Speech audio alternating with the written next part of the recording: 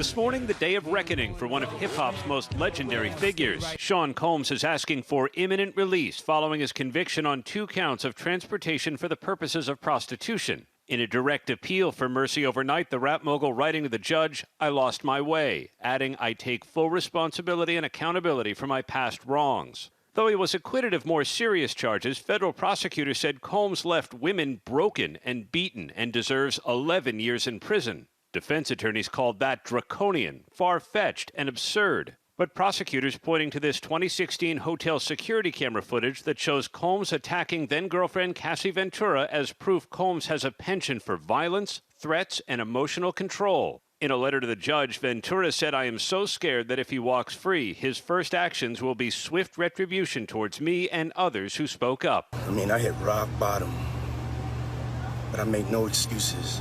My behavior on that video is inexcusable. Combs apologized after the video became public and now says, "I literally lost my mind. I was dead wrong for putting my hands on the woman that I loved. I'm sorry for that and always will be." Don't leave your girl around me, true player for real. Ask Puff Daddy. The music impresario behind successful talents like Biggie Smalls, Usher, Lil' Kim, and Mary J. Blige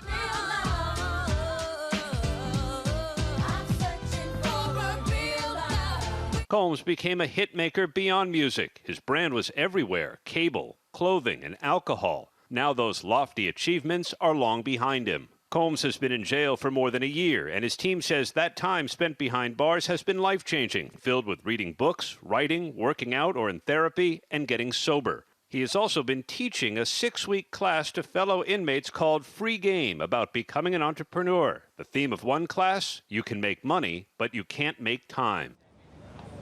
Combs is expected to speak here in court today. So is one of his victims, a woman who testified under the pseudonym Mia, before the judge imposes a sentence somewhere between time served and potentially years in prison. Guys? Okay, Aaron, thanks. It's bringing our chief legal analyst, Dan Abrams. Aaron just laid it out right there. The prosecutors want 11 years.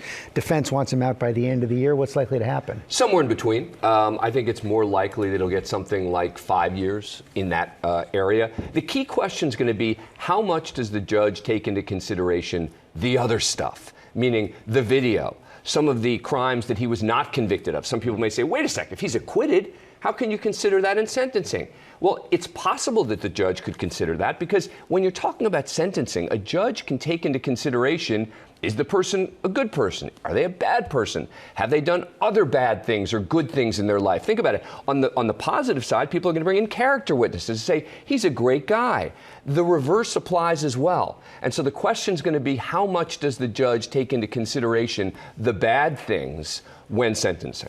Well, we heard Aaron say that one of the victims, Mia, is going to give an impact statement, but there are also some character letters supporting Combs. How does that come into play? I don't know that all is going to make that much of a difference. I mean, judges don't like to admit this, but the judge is going to come in with a real good idea of where the sentence is going to be.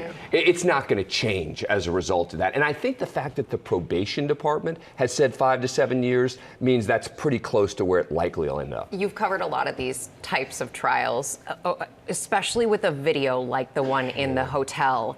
Does he ever live beyond this, even if he gets out? Yeah, that's what makes this different than a white-collar case, right? In some of these other cases where we've heard about high-profile people charged with crimes, and they move on with their lives and they're able to get back. It's going to be much harder for Sean Combs because of that video and because of what the testimony was in connection with this case. Dan Abrams, thanks.